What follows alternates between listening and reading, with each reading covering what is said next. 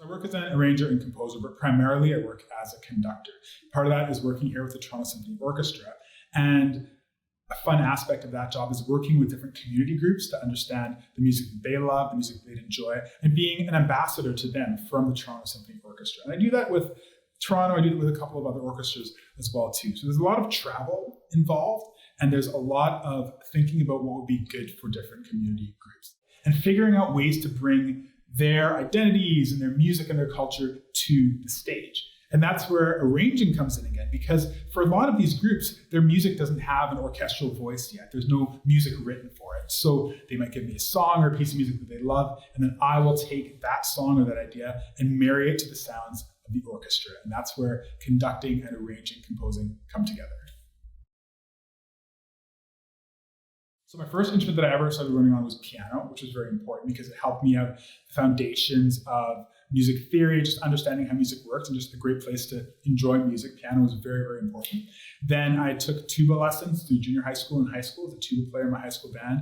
In university, I took music at University of Calgary, and I played cello as a second instrument there. But I also took woodwind techniques and brass techniques and string techniques. So we were exposed to all of the instruments of the orchestra and percussion techniques, of course. I taught music for a number of years. So I was constantly playing all the instruments and demonstrating on all of them. And that sort of informs the way that I study scores now, because I have an understanding of instruments from different perspectives, in addition to playing my main ones. I did a master's in philosophy at the Royal Northern College of Music in Manchester, England, in the UK, and studied kind of very nerdy compositional aesthetics in the late 19th century Vienna, to be exact. And had a ball, really, really loved it. And then went back and taught for a number of years, did a number of auditions, started working with the Thunder Bay Symphony Orchestra. From there I went to Kitchener-Waterloo, and then Symphony Nova Scotia out in Halifax, and now I'm here in Toronto, and also working with the National Arts Centre Orchestra out in Ottawa. So that's kind of been the path conducting-wise. Arranging-wise, I started arranging when there was music that I wanted to conduct, and there was no music for it for the orchestra. So somebody had to arrange it, and I was the one. So I just started arranging because I had to. So I think any job is composed of two parts. There's the job, and then there's the job that you have to do in order to do the job.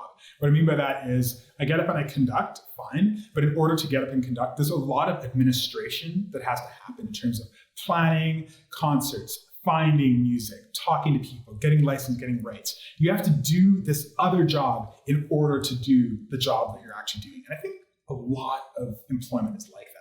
So a lot of my day looks like getting through all of that other stuff so that I can get to the meat of the job, which is spending time with the score. It's usually at a coffee shop, just like looking at music for a very, very long time so that I have a relationship with it, so that I'm literally in love with it when I get up on the podium and nothing can take that music away from me.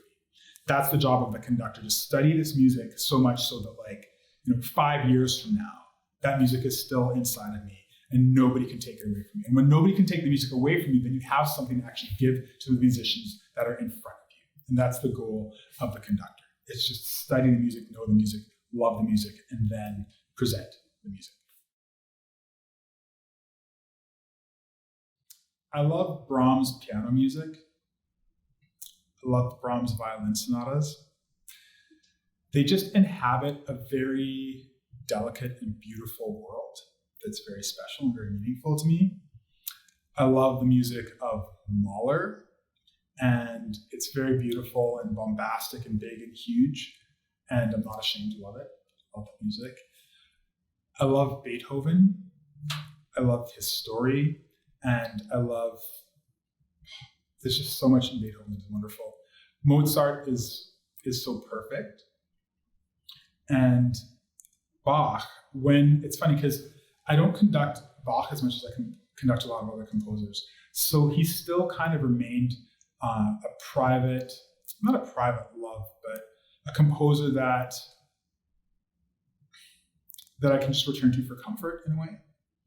Really, really loves me. And there's so much of his music that is just,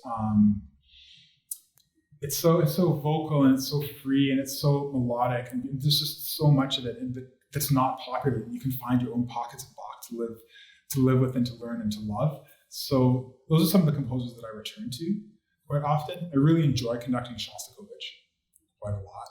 Okay, I'm just mentioning. I'm just talking about everybody now, but those are some people that I love. Yay. Oh, how could I forget Vaughan Williams? Oh, I love Vaughan Williams so much. I love Vaughan Williams. Yeah. I love Vaughan Williams. Yeah. Sorry, I thought maybe you should. How can I forget? Oh my gosh, what's wrong with me? Love that guy.